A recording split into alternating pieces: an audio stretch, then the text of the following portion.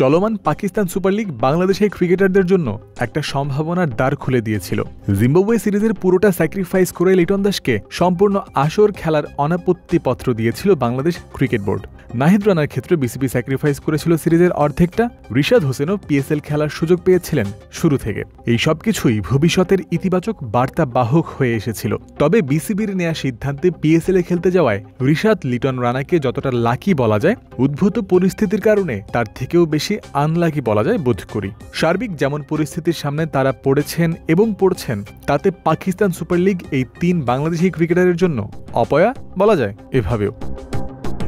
এখন যে কোনো ব্র্যান্ডের পুরাতন এসি বদলে নতুন ওয়ালটন এসিতে উপভোগ করুন 25% ছাড়। পিএসএল খেলার জন্য এবারে প্রথম বাংলাদেশি হিসেবে রওনা হয়েছিলেন লেগ স্পিনার রিশাদ হোসেন। তবে দুর্ভাগ্যের সামনে পড়া প্রথম বাংলাদেশের নাম লিটন কুমার দাস। টুর্নামেন্ট শুরু হওয়ার আগেই আঙুলের চোট পেয়ে 2 সপ্তাহের জন্য মাঠের বাইরে ছিটকে যান এই উইকেট কিপার ব্যাটার। আমার পিএসএল অভিযান শুরুর আগেই শেষ হয়ে গেল, ফেসবুকে এমন হতাশা মিশ্রিত বাক্যের মাধ্যমেই নিজের অনুভূতি ব্যক্ত করেছিলেন করাচি কিংসের স্কোয়াডে জায়গা পাওয়া এই ক্রিকেটার। এখনও চোটমুক্তির কাজ চলছে তার। লিটন দেশে ফেরার পর বেশ কিছুদিন পিএসএল এ একমাত্র বাংলাদেশি হিসেবে ছিলেন রিশাদ। সুযোগ পেয়ে পারফর্মও করেছেন। জিম্বাবুয়ের বিপক্ষে প্রথম ম্যাচ খেলার পর পেশোয়ার জালমিতে গিয়ে যোগ দেন পেসার নাহিদ রানা। যদিও অনেকটা দেরি হয়ে যায় তার, টিম কম্বিনেশনের বেড়াজালে এখনও মাঠেই নামতে পারেনি তিনি। রানা কবে সুযোগ পাবেন, রিশাদ আরও সুযোগ পেলে কেমন করবেন, এমন ভাবনা যখন বিভোর বাংলাদেশের সমর্থকরা কিংবা রিশাদ রানা নিচেরাও, তখনই নতুন চিন্তার উদ্রেক করল ভারত পাকিস্তানের উত্তেজনা। কাশ্মীরের পেহেলগামে হামলার জের ধরে মঙ্গলবার গভীর রাতে পাকিস্তানের 6টি স্থানে ক্ষেপণাস্ত্র হামলা চালায় ভারত। অন্তত 8 জন নিহত এবং 35 জন পাকিস্তানি আহত হওয়ার খবর পাওয়া গেছে। অন্যদিকে রাতেই পাকিস্তানের পাল্টা হামলার খবরও পাওয়া গেছে। এমন যুদ্ধাবস্থার মধ্যে আকস্মিক ও অপ্রত্যাশিতভাবেই পড়ে গেলেন দেশটিতে অবস্থানরত রিশাদ ও নাহিদ রানা, যা বাংলাদেশের মানুষের জন্য শঙ্কার কারণ বটে। বাংলাদেশি এই 2 ক্রিকেটারের নিরাপত্তা ইস্যুতে সতর্ক এবং যত্নশীল বাংলাদেশ ক্রিকেট বোর্ডও।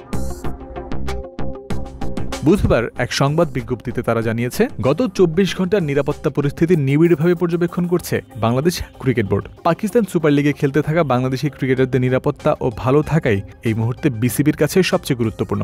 বাংলাদেশের 2 ক্রিকেটার রিশাদ হোসেন ও নাহিদ রানার সঙ্গে নিয়মিত যোগাযোগ হচ্ছে বিসিবির। বোর্ড সভাপতি ফারুক আহমেদ নিজে ঘটনার বিস্তারিত খোঁজ রাখছেন এবং তাদের নিরাপত্তা ও মানসিক শান্তি নিশ্চিত করতে পিএসএল এর প্রধান নির্বাহী সালমান নাসির ও রিশাদের সঙ্গে সরাসরি কথা বলেছেন।